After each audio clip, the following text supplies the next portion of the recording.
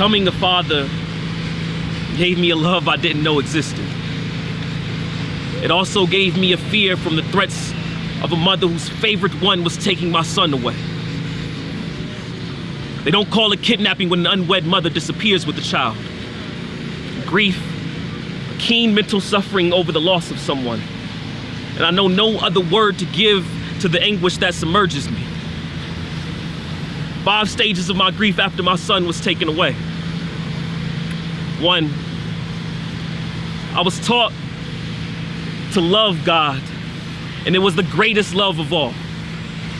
I was also taught to fear that same God, and this was my first lesson in relationships.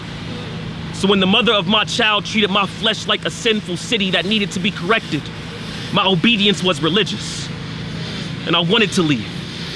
But she said, if you don't love me, you ain't gonna get to love our son. If you try to leave me, then he's coming too.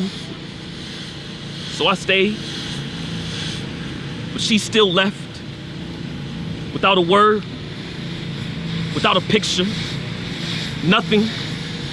2, I hate seeing old friends.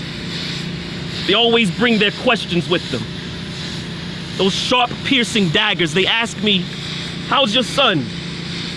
And where is he? I haven't seen him in such a long time. I bet he's getting so big. My answer is always stuck between a lie and a graveyard. I say he's fine. Oh, he's just with his mother. You know, the time it goes by so fast. I at least haven't forgot how to answer like a parent. 3, the Summit County Domestic Court does not practice swiftness. And I know this has to be normal for any judicial process, but my denial assured me that a trial for visitation couldn't be stretched out for this long, and now I'm the stereotype. Like the one who doesn't see his child. Like to be black and father is to be absent with or without your decision. Or today, no one asked me about my son. And I call these small victories. It makes it so much easier to pretend like things are okay. I just might escape the bed this time and knows all the right words to say to seduce me into an idle thing. Words that remind me that my son's birthday and Father's Day fall within the same week, which used to be the most beautiful blessing, but this year it made the pain twice as devastating. 5, I do not fear that grief will make itself a home within me. I do not fear that the courts will rule in her favor. I do not fear that the abuser will call herself a victim. I do not fear my dreams that live in the past so much they gift me my worst memories nightly, remind me that I will not wake up to a child whose name I chose. I do not fear that the next time I see my son's face, he won't remember his father.